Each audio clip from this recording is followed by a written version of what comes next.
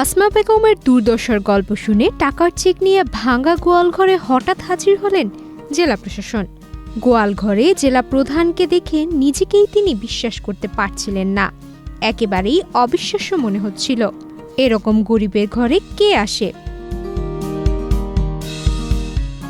গরু, মুরগি ও কবুতর পালন করেই সংসার চালাতেন আসমা বেগম। সেই আয়ের টাকায় চলত সংসার, পাশাপাশি দুরারোগ্য ক্যান্সারে আক্রান্ত মায়ের চিকিৎসার খরচও বহন করতেন তিনি।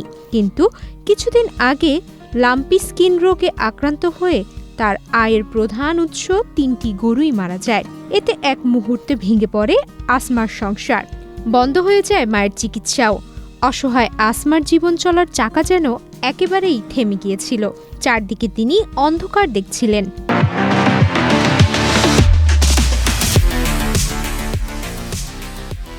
এমন পরিস্থিতিতে দ্বিধা সংকোচ কাটিয়ে কয়েকদিন আগে ঠাকুরগাঁও জেলা প্রশাসকের কার্যালয়ে গিয়ে নিজের অসহায়ত্বের কথা খুলে বলেন তিনি।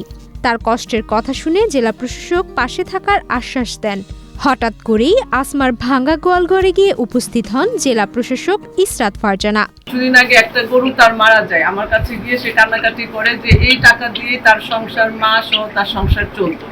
পরে আমি তাকে একটু আমার যতটুকু আমার সামর্থ্যের মধ্যে আমি তাকে একটু সহযোগিতা করার আগ্রহ ব্যক্ত করি, কিছুটা সহযোগিতা করেছি। আজকে তাকে একটা গরু কেনার জন্য আমরা সমাজ সেবা থেকে একটা বিশেষ তহবিল থেকে আমরা তাকে একটা গরু কেনার টাকা দেওয়ার জন্য এখানে এসেছি।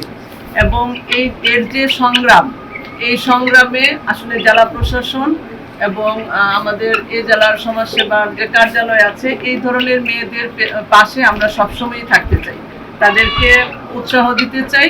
তাদের জীবনের চলার পথটা যেন আরেকটু সহযোগিতা হয়, আরেকটু স্মুথ হয়, আরেকটু সহজ হয়।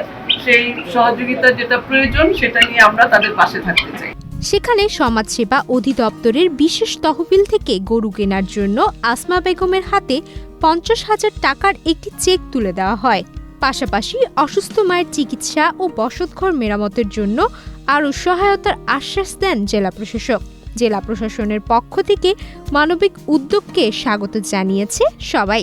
সে তো অনেক পরিশ্রমী একটা মেয়ে, আর এই যে তার বাবা নাই, কিন্তু তার স্বামীও নাই, সে এইসব কাজ করে নিজে চলে। সহায়তার চেক হাতে পেয়ে আবেগাপ্লুত হয়ে পড়েন আসমা বেগম। স্থানীয়রা বলছেন, প্রশাসনের এমন মানবিক উদ্যোগে নতুন করে ঘুরে দাঁড়ানোর স্বপ্ন দেখছেন সংগ্রামী এই নারী।